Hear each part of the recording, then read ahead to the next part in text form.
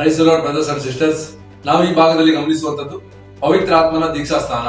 ಈ ಪವಿತ್ರಾತ್ಮನ ದೀಕ್ಷಾ ಸ್ನಾನ ಅಂದರೆ ಏನು, ಪವಿತ್ರಾತ್ಮನ ದೀಕ್ಷಾ ಸ್ನಾನ ಯಾವ ಸಮಯದಲ್ಲಿ ಆಗುತ್ತದೆ ಮತ್ತು ಪವಿತ್ರಾತ್ಮನ ದೀಕ್ಷಾ ಸ್ನಾನ ಆಗುವಾಗ ನಮ್ಮ ನಡವಳಿಕೆಗಳು, ನಮ್ಮ ಸ್ವಭಾವಗಳು ಯಾವ ರೀತಿ ಇರುತ್ತದೆ ಮತ್ತು ಆದಿ ಅಪೊಸ್ತಲರ ಸ್ವಭಾವ, ಅವರ ನಡವಳಿಕೆಗಳು ಹೇಗಿತ್ತು, ಪವಿತ್ರಾತ್ಮ ದೀಕ್ಷಾ ಸ್ನಾನ ಯಾವಾಗ ಆಯಿತು ಎಂಬುದಾಗಿ, ಯಾವ ಸಮಯದಲ್ಲಿ ಆಗಿದೆ ಅಥವಾ ಆಗುತ್ತದೆ ಎಂಬುದಾಗಿ ಗಮನಿಸೋಣ. ಯಾಕಂದ್ರೆ ಇಂದಿನ ದಿನಗಳಲ್ಲಿ ಅನೇಕ ಬೋಧಕರುಗಳು ಅನೇಕ ವಿಶ್ವಾಸಿಗಳನ್ನು ಅಥವಾ ಶಿಷ್ಯರನ್ನು ವಂಚಿಸುವವರಾಗಿದ್ದಾರೆ, ಈ ಪವಿತ್ರಾತ್ಮನ ಹೆಸರನ್ನು ಹೇಳಿಕೊಂಡು ಅಥವಾ ಯೇಸು ಕ್ರಿಸ್ತನ ಹೆಸರನ್ನು ಹೇಳಿಕೊಂಡು. ಹೇಗಂದ್ರೆ ಒಂದು ದೊಡ್ಡ ದೊಡ್ಡ ಕೂಟಗಳನ್ನಿಟ್ಟು ಪವಿತ್ರಾತ್ಮನ ಅಭಿಷೇಕವನ್ನು ಹೊಂದಿಕೊಳ್ಳಿ ಎಂಬುದಾಗಿ ಒಂದು ಕೈ ಹೀಗೆ ಬೀಸಿದ ತಕ್ಷಣ ಅಥವಾ ಒಂದು ಟವಲಿಗೆ ಹಾಕಿದ ತಕ್ಷಣ ನಿಮಗೆ ಪವಿತ್ರಾತ್ಮ ಬರುತ್ತೆ, ಸೊ ಹೊಂದಿಕೊಳ್ಳಿ ಪವಿತ್ರಾತ್ಮನ ಎಂಬುದಾಗಿ ಹೇಳುವವರಾಗಿದ್ದಾರೆ.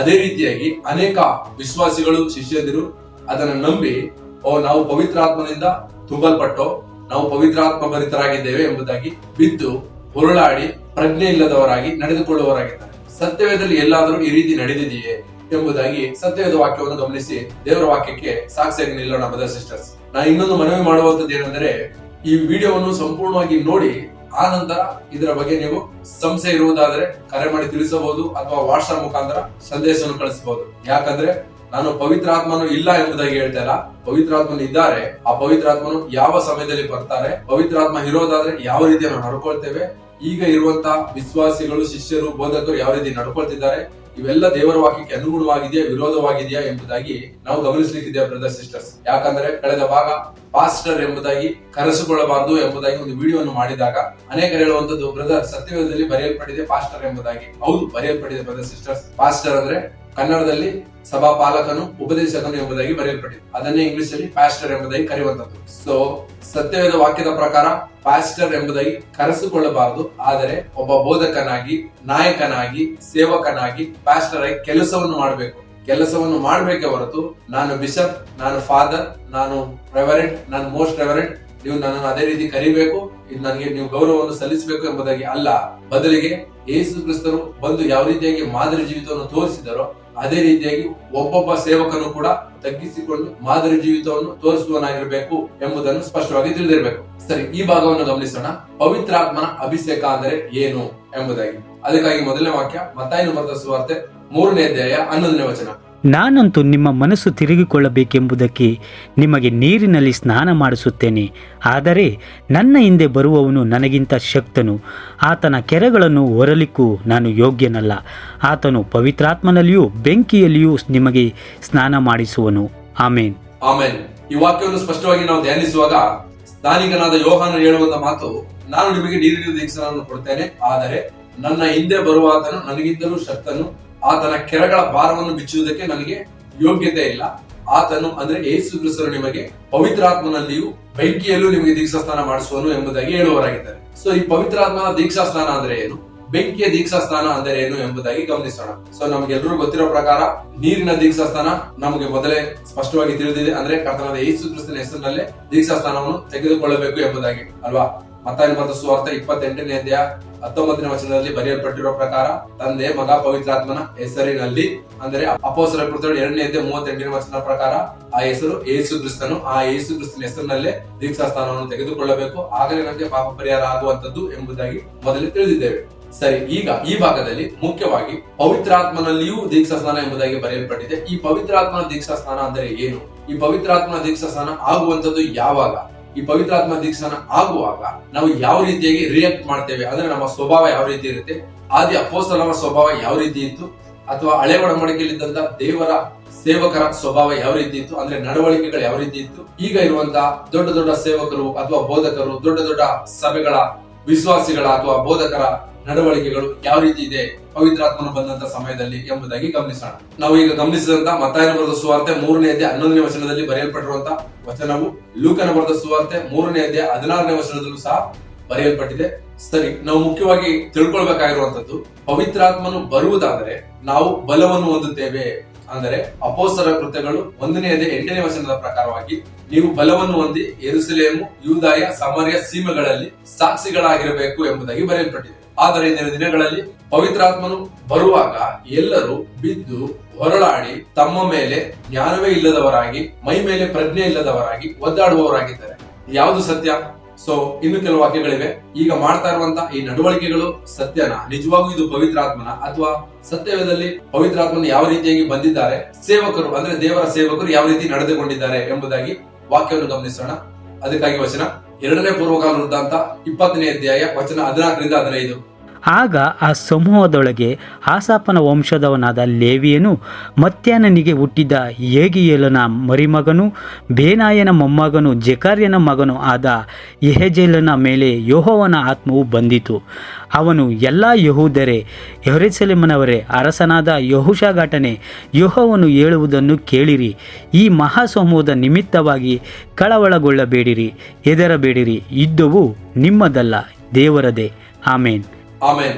14ನೇ ವಚನದಲ್ಲಿ ನಾವು ಗಮನಿಸುವಂತದ್ದು ಯೆಹಜೇಲನ ಮೇಲೆ ಯೆಹೋವನ ಆತ್ಮನು ಬಂತು ಎಂಬುದಾಗಿ ಬರೆಯಲ್ಪಟ್ಟಿದೆ. ಮತ್ತು 15ನೇ ವಚನದಲ್ಲಿ ಇಸ್ರಾಯೇಲ್ ಜನರಿಗೆ ಹೇಳುವಂತ ಮಾತು, ಹೆದರಬೇಡಿರಿ, ಯುದ್ಧವು ಯೆಹೋವನದೇ ಎಂಬುದಾಗಿ ಹೇಳುವವರಾಗಿದ್ದಾರೆ. ಅಂದ್ರೆ ಪವಿತ್ರಾತ್ಮ ಬಂದ ತಕ್ಷಣ ಆ ದೇವ ಸೇವಕನು ಹೇಳುವಂತ ಮಾತು, ನೀವು ಹೆದರಬೇಡ್ರಿ, ಯುದ್ಧವು ಯೆಹೋವನದು, ಯೆಹೋವನು ನಮಗೋಸ್ಕರ ಯುದ್ಧವನ್ನು ಮಾಡುತ್ತಾನೆ ಎಂಬುದಾಗಿ ವಾಕ್ಯದಲ್ಲಿ ಬರೆಯಲ್ಪಟ್ಟಿದೆ.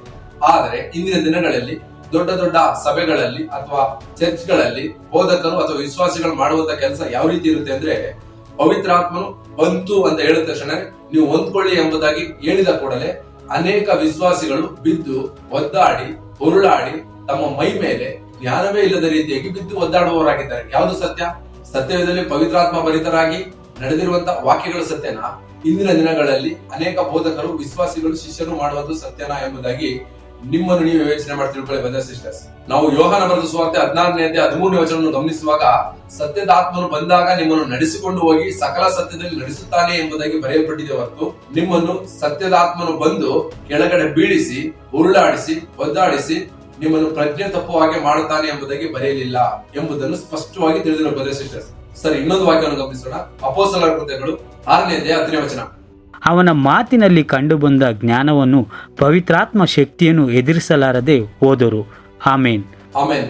ಇಲ್ಲಿ ಪವಿತ್ರಾತ್ಮ ಭರಿತನಾಗಿ ಸ್ತೆಫನನು ಮಾತನಾಡುವಂತ ಕಾರ್ಯವನ್ನು ಗಮನಿಸಿ, ಹಳೆಯ ಒಡಂಬಡಿಕೆಯಲ್ಲಿದ್ದಂತ ಎಲ್ಲ ಚರಿತ್ರೆಗಳನ್ನು ಅಪೊಸ್ತಲರ ಕಾಲದಲ್ಲಿ ಇದ್ದಂತ ಪರಿಸಯರಿಗೆ ಸದ್ದುಕಾಯರಿಗೆ ಬಿಡಿಸಿ ಬಿಡಿಸಿ ಹೇಳುವವನಾಗಿದ್ದಾರೆ ಬ್ರದರ್ ಸಿಸ್ಟರ್ಸ್. ಅಂದ್ರೆ ಪವಿತ್ರಾತ್ಮ ಭರಿತರಾಗಿ ಇರುವುದಾದರೆ ಯೋಹಾನ 16ನೇ ಅಧ್ಯಾಯ 13ನೇ ವಾಕ್ಯದಲ್ಲಿ ಗಮನಿಸಿದ ಪ್ರಕಾರ, ನನ್ನೊಳಗಡೆಯಿಂದ ತೆಗೆದು ಹೇಳುವನು, ಅಂದ್ರೆ ಸತ್ಯವೇದಲ್ಲಿರುವಂತಹ ವಾಕ್ಯಗಳನ್ನು ಬಿಡಿಸಿ ಅದರ ಅರ್ಥಗಳನ್ನು ಹೇಳುವಂತವರಾಗಿರ್ತಾರೆ. ಇನ್ನು ಸ್ಪಷ್ಟವಾಗಿ ಹೇಳೋದಾದ್ರೆ, ಪವಿತ್ರಾತ್ಮ ಭರಿತರಾಗಿ ನಡೆದುಕೊಳ್ಳುವಂತವರು ಸತ್ಯವೇದದಲ್ಲಿ ಬರೆಯಲ್ಪಟ್ಟಿರುವಂತಹ ಎಲ್ಲಾ ವಚನಗಳನ್ನು ಗ್ರಹಿಸಿಕೊಂಡು ಅದರ ಅರ್ಥಗಳನ್ನು ಬೇರೆಯವರಿಗೆ ತಿಳಿಸುವವರಾಗಿರ್ತಾರೆ ಹೊರತು ಮೈ ಮರೆತು ಅಥವಾ ಜ್ಞಾನ ಇಲ್ಲದವರಾಗಿ ಬಿದ್ದು ಒದ್ದಾಡುವುದಿಲ್ಲ ಎಂಬುದನ್ನು ಸ್ಪಷ್ಟವಾಗಿ ತಿಳಿದಿರುವ ಬ್ರದರ್ ಸಿಸ್ಟರ್ಸ್.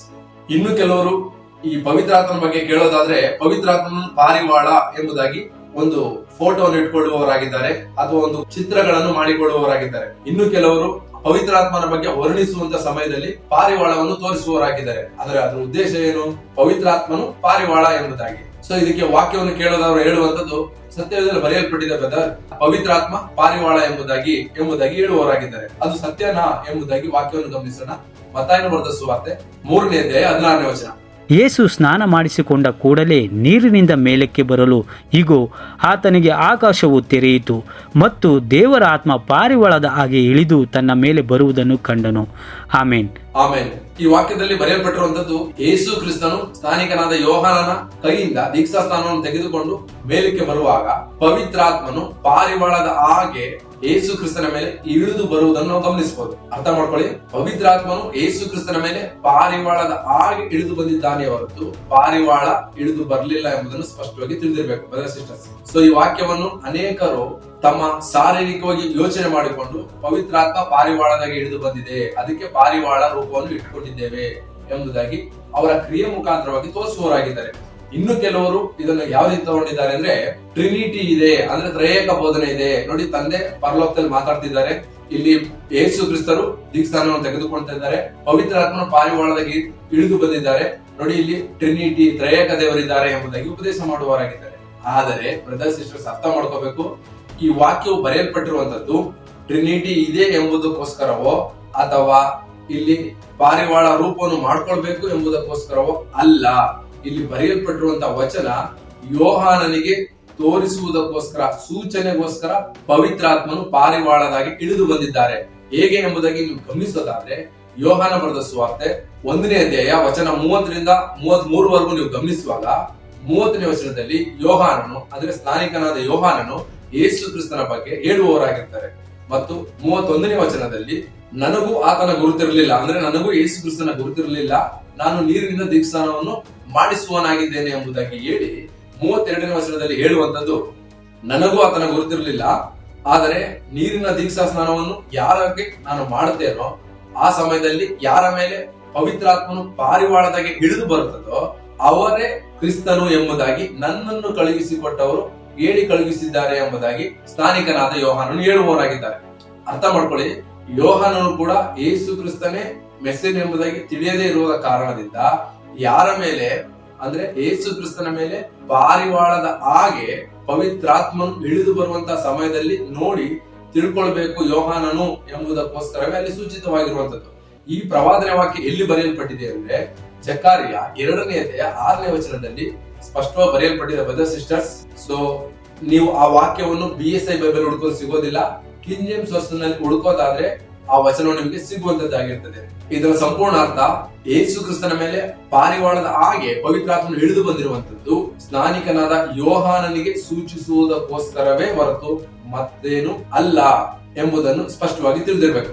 ಸರಿ, ಅನೇಕರು ಪವಿತ್ರಾತ್ಮನು ಪಾರಿವಾಳ ಎಂಬುದಾಗಿ ಶಾರೀರಿಕವಾಗಿ ತಿಳಿದುಕೊಳ್ಳದೆ ಆದ್ರೆ ಅಪೊಸ್ತಲರ ಕೃತ್ಯಗಳು 2ನೇ ಅಧ್ಯಾಯ ವಚನ 3ರಿಂದ 4ವರೆಗೂ ಗಮನಿಸುವಾಗ 12 ಮಂದಿ ಅಪೊಸ್ತಲರು ಮತ್ತೆ ಬೇರೆ ಅಲ್ಲಿದ್ದಂತ ಶಿಷ್ಯರುಗಳು ಮಾಡಿಗೆ ಮೇಲೆ ಕೂತು ಪ್ರಾರ್ಥಿಸುವಾಗ ಆ ಮನೆಯಲ್ಲಿ ಬಿರುಗಾಳಿಯಂತೆ ತುಂಬಿಕೊಂಡಿತ್ತು ಮತ್ತು ಉರಿಯುತ್ತಿದ್ದ ನಾಲಿಗೆಯಾಗಿ ವಿಂಗಡಿಸಿಕೊಳ್ಳುವ ಹಾಗೆ ಒಬ್ಬೊಬ್ಬರ ಮೇಲೆ ಕೂತುಕೊಂಡಿತ್ತು ಎಂಬುದಾಗಿ ಬರೆಯಲ್ಪಟ್ಟಿದೆಯಲ್ಲ. ಸೊ ಇದನ್ನ ನಾವು ಶಾರೀರಿಕವಾಗಿ ಅರ್ಥ ಮಾಡಿಕೊಂಡು ಅದನ್ನೊಂದು ಫೋಟೋ ಫ್ರೇಮ್ ರೀತಿ ತಗೊಳ್ಬೇಕಾ? ಇಲ್ಲ ಅಲ್ವಾ? ಸೊ ನಾವು ಅರ್ಥ ಮಾಡ್ಕೋಬೇಕಾಗಿರುವಂತದ್ದು ಆ ಸಮಯಕ್ಕೆ ಆ ಸಂದರ್ಭಕ್ಕೆ ಯಾವುದಕ್ಕೋಸ್ಕರ ಅಲ್ಲಿ ಬರೆಯಲ್ಪಟ್ಟಿದೆ ಅಂದ್ರೆ ಪವಿತ್ರಾತ್ಮನು ಬಂದು ಆ ಕಾರ್ಯವನ್ನು ಮಾಡಬೇಕಾಗಿತ್ತು, ಮಾಡಿ ಮುಗಿಸಿದರು.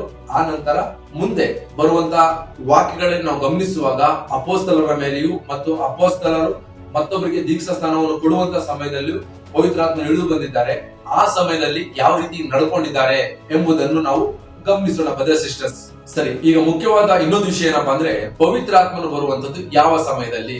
ಯಾಕೆ ಅಂದ್ರೆ ಇಂದಿನ ದಿನಗಳಲ್ಲಿ ಅನೇಕ ಬೋಧಕರುಗಳು ಕೈ ಹೀಗಂದ ತಕ್ಷಣ ಅಥವಾ ಒಂದು ಟವಲ್ನೋ ಒಂದು ಶಾಲ್ನೋ ಹೀಗೆ ಎಸೆದ ತಕ್ಷಣ ಪವಿತ್ರಾತ್ಮನು ಬಂತು, ಹೊಂದ್ಕೊಳ್ಳಿ, ನಾನು ಪವಿತ್ರಾತ್ಮ ನೋಡ್ತಾ ಇದ್ದೀನಿ, ಹೊಂದ್ಕೊಳ್ಳಿ ಎಂಬುದಾಗಿ ಹೇಳುವವರಾಗಿದ್ದಾರೆ. ಅದೇ ರೀತಿಯಾಗಿ ಅನೇಕ ವಿಶ್ವಾಸಿಗಳು ಅನೇಕ ಶಿಷ್ಯರು ಅದನ್ನು ನಿಜ ಎಂಬುದಾಗಿ ನಂಬಿಕೊಂಡು ಅವರ ಮಾತಿಗೆ ಮರುಳಾಗಿ ಪವಿತ್ರಾತ್ಮನು ಹೊಂದ್ಕೊಳ್ತಾ ಇದ್ದೀನಿ ಎಂಬ ಒಂದು ಭ್ರಮೆಯಲ್ಲಿ ಬಿದ್ದು ಒದ್ದಾಡುವವರಾಗಿದ್ದಾರೆ ಬ್ರದರ್ ಸಿಸ್ಟರ್ಸ್. ಸೊ ಪವಿತ್ರಾತ್ಮನು ಬರುವಂತದ್ದು ಯಾವ ಸಮಯದಲ್ಲಿ ಅಂತ ಕೆಲವೊಂದು ವಾಕ್ಯವನ್ನು ಗಮನಿಸೋಣ.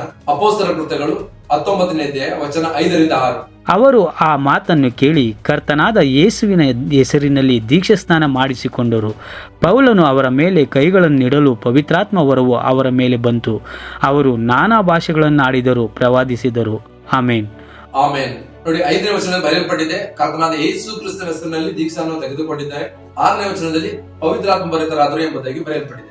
ಈಗ ಯೇಸು ಕ್ರಿಸ್ತನ ಕಡೆ ತಿರುಗಿಕೊಂಡು ದೀಕ್ಷಾ ಸ್ನಾನವನ್ನು ತೆಗೆದುಕೊಳ್ಳೋದಾದ್ರೆ ಪವಿತ್ರಾತ್ಮನು ಬರುತ್ತಾನೆ ಎಂಬುದಾಗಿ ಈ ವಾಕ್ಯ ತಿಳಿಸುವಂತದ್ದಾಗಿದೆ. ನಮ್ಗೆ ಇನ್ನೊಂದು ಪ್ರಶ್ನೆ ಉದ್ಭವಿಸಬಹುದು, ಹಾಗಾದ್ರೆ ದೀಕ್ಷಾ ಸ್ನಾನ ತಗೊಂಡ್ರೆ ಮಾತ್ರ ಪವಿತ್ರಾತ್ಮ ಬರೋದು, ದೀಕ್ಷಾ ಸ್ನಾನ ತೆಗೆದುಕೊಳ್ಳದೆ ಹೋದ್ರೆ ಪವಿತ್ರಾತ್ಮ ಬರೋದಿಲ್ವಾ ಎಂಬುದಾಗಿ ಕೇಳೋದಾದ್ರೆ ಅಪೊಸ್ತಲರ ಕೃತ್ಯಗಳು 10ನೇ ಅಧ್ಯಾಯ 44ನೇ ವಚನವನ್ನು ಗಮನಿಸುವಾಗ ಕೊರ್ನೇಲನ ಕುಟುಂಬಕ್ಕೆ ಪೇತ್ರನು ಬಂದು ಉಪದೇಶ ಮಾಡುವಂತಹ ಸಮಯದಲ್ಲಿ ವಾಕ್ಯವನ್ನು ಕೇಳಿದವರೆಲ್ಲರೂ ದೀಕ್ಷಾ ಸ್ನಾನವನ್ನು ತೆಗೆದುಕೊಳ್ಳುವುದಕ್ಕಿಂತ ಮುಂಚಿತವಾಗಿ ಪವಿತ್ರಾತ್ಮ ಪ್ರೇರಿತರಾದರು ಎಂಬುದಾಗಿ ಗಮನಿಸಬಹುದು. ಅರ್ಥ ಮಾಡ್ಕೊಳ್ಳಿ, ಒಂದು ವಚನದಲ್ಲಿ ದೀಕ್ಷಾ ಸ್ನಾನ ತೆಗೆದುಕೊಂಡ ತರುವಾಯ ಪವಿತ್ರಾತ್ಮ ಹೊಂದಿಕೊಂಡಿದ್ದಾರೆ, ಇನ್ನೊಂದು ಕಡೆ ದೀಕ್ಷಾ ಸ್ನಾನ ತೆಗೆದುಕೊಳ್ಳುವುದಕ್ಕಿಂತ ಮುಂಚಿತವಾಗಿ ಪವಿತ್ರಾತ್ಮ ಹೊಂದಿಕೊಂಡಿದ್ದಾರೆ. ಸೊ ಇದರ ಹಿನ್ನೆಲೆ ಏನು ಎಂಬುದಾಗಿ ಕೇಳೋದಾದ್ರೆ ದೀಕ್ಷಾ ಸ್ನಾನವನ್ನು ತೆಗೆದುಕೊಳ್ಳುವುದಕ್ಕಿಂತ ಮುಂಚಿತವಾಗಿ ಮೊದಲು ನಾವು ನಮ್ಮ ಪಾಪ ಶಾಪ ಎಲ್ಲವನ್ನು ಒಪ್ಪಿಕೊಂಡು ಬಿಟ್ಟು ಪರಿಶುದ್ಧ ಜೀವಿತವನ್ನು ಜೀವಿಸುತ್ತೇನೆ ಎಂಬುದಾಗಿ ಹೇಳುವಂತ ಸಮಯದಲ್ಲೇ ನಮಗೆ ಪವಿತ್ರಾತ್ಮ ದಾನವು ದೊರಕುವಂತದ್ದಾಗಿರುತ್ತೆ ಬ್ರದರ್ ಸಿಸ್ಟರ್ಸ್. ಆದರೆ ಇಂದಿನ ದಿನಗಳಲ್ಲಿ ಅನೇಕ ಬೋಧಕರುಗಳು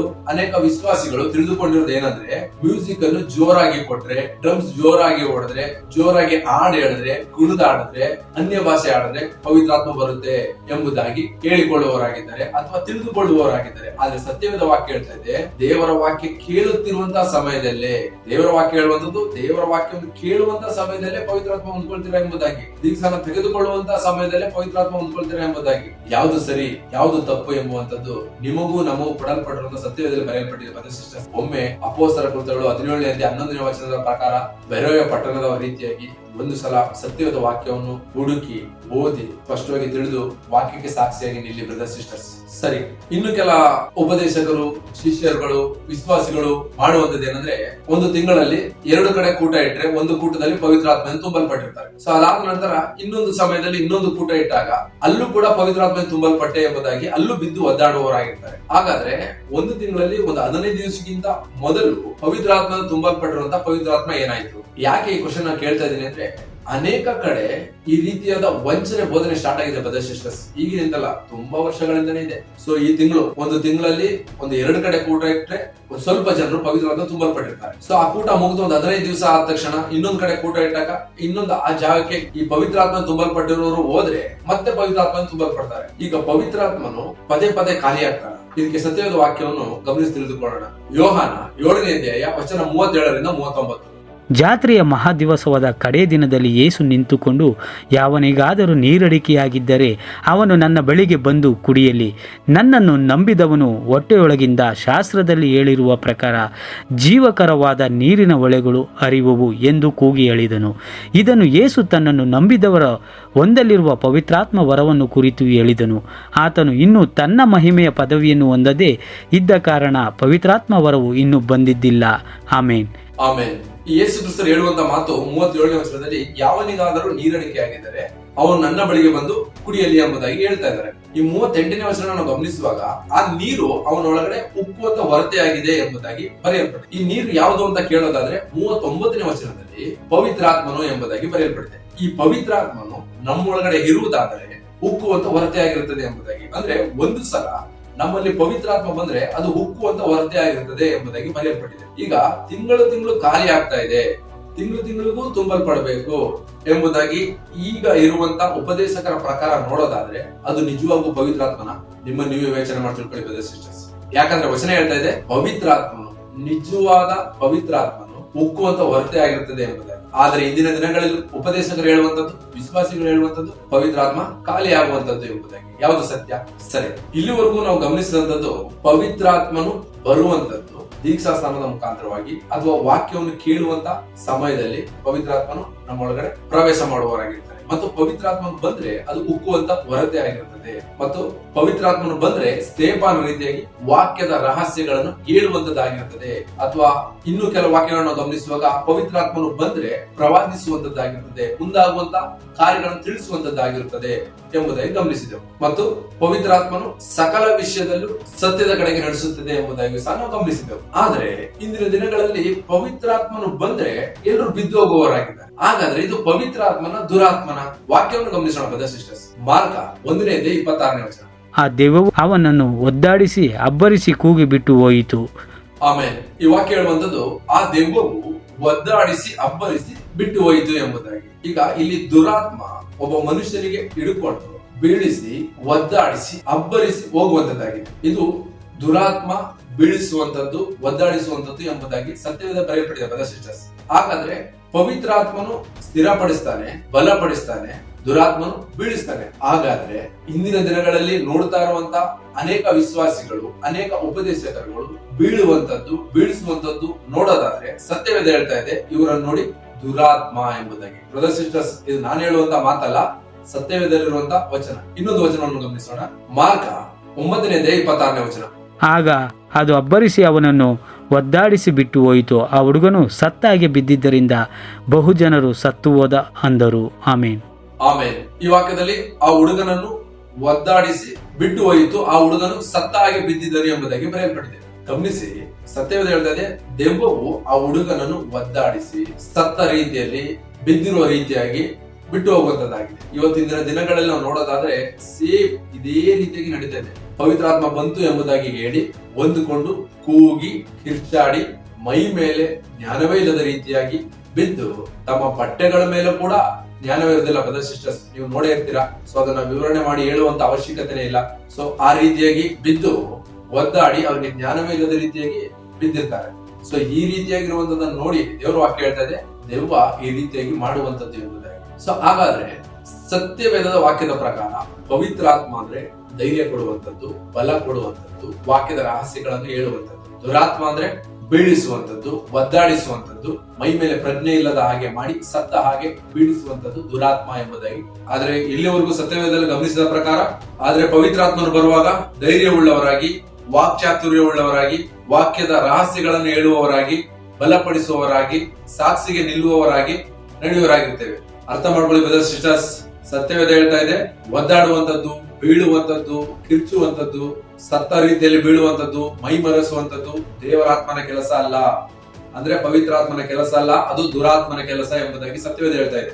ಈಗ ಪವಿತ್ರಾತ್ಮನು ಇದಾನೆ ಎಂಬುದಾಗಿ ಹೇಗೆ ತಿಳಿದುಕೊಳ್ಳುವಂತದ್ದು ಎಂಬುದಾಗಿ ನಾವು ಗಮನಿಸೋದಾದ್ರೆ ಗಲಾತ್ಯ 5ನೇ ಅಧ್ಯಾಯ 22ನೇ ವಚನವನ್ನು ಗಮನಿಸುವಾಗ ದೇವರ ಆತ್ಮನಿಂದ ಉಂಟಾಗುವ ಫಲಗಳು ಎಂಬುದಾಗಿ ಬರೆಯಲ್ಪಟ್ಟಿದೆ. ಅದರಲ್ಲಿ ಕೊನೆಯ ವಚನದಲ್ಲಿ ಕ್ಷಮೆ, ದಮೆ ಅಂದ್ರೆ ಸೆಲ್ಫ್ ಕಂಟ್ರೋಲ್. ಸೊ ನಾನು ಏನು ಮಾತಾಡ್ತಾ ಇದ್ದೀನಿ, ಏನ್ ನಡ್ಕೊಳ್ತಾ ಇದ್ದೀನಿ, ಯಾವ ರೀತಿ ಜೀವಿಸ್ತಾ ಇದ್ದೀನಿ ಅನ್ನುವಂತ ಒಂದು ಪರಿಜ್ಞಾನ ನಮ್ಗೆ ಇರುತ್ತೆ.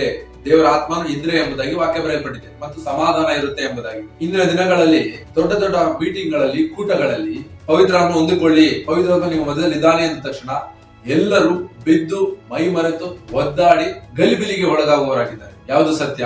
ಸೊ ನಾವು ಇಷ್ಟರಲ್ಲಿ ಅರ್ಥ ಮಾಡ್ಕೋಬಹುದು, ಇದು ದುರಾತ್ಮನಿಂದ ನಡೆಸುತ್ತಾ ಇದೆಯೇ ಹೊರತು ದೇವರ ವಾಕ್ಯಕ್ಕೆ ಅನುಗುಣವಾಗಿ ಪವಿತ್ರಾತ್ಮನಿಂದ ನಡೆಸುತ್ತಾ ಇಲ್ಲ ಎಂಬುದು ಈ ಸತ್ಯದ ವಾಕ್ಯಗಳು ಓದುವಾಗಲೇ ನಾವು ಅರ್ಥ ಮಾಡಿಕೊಳ್ಳಬಹುದು ಬ್ರದರ್ಸ್ ಸಿಸ್ಟರ್ಸ್. ಸರಿ, ನಾವು ಇಲ್ಲಿವರೆಗೂ ಗಮನಿಸಿ ತಿಳಿದುಕೊಂಡಂತದ್ದು ಪವಿತ್ರಾತ್ಮನು ನಮ್ಮಲ್ಲಿ ಬರೋದಾದ್ರೆ, ಅಂದ್ರೆ ಪವಿತ್ರಾತ್ಮ ಅಭಿಷೇಕ ಆಗುವುದಾದ್ರೆ ಧೈರ್ಯವುಳ್ಳವರಾಗಿರ್ತೀವಿ, ವಾಕ್ಯವನ್ನು ಸಾರುವವರಾಗಿರ್ತೀವಿ, ವಾಕ್ಯದ ಅರ್ಥಗಳನ್ನು ಹೇಳುವವರಾಗಿರ್ತೀವಿ ಮತ್ತು ಆ ಪವಿತ್ರಾತ್ಮನು ನಮ್ಮನ್ನು ಸಕಲ ವಿಷಯದಲ್ಲೂ ಸತ್ಯದ ಕಡೆಗೆ ನಡೆಸುವಂತದ್ದಾಗಿರ್ತದೆ. ಮತ್ತು ಪವಿತ್ರಾತ್ಮ ನಮ್ಮಲ್ಲಿ ಇರುವಾಗ ಪ್ರವಾದಿಸುವವರಾಗಿರ್ತೀವಿ, ದೇವರನ್ನು ಕೊಂಡಾಡುವವರಾಗಿರ್ತೀವಿ.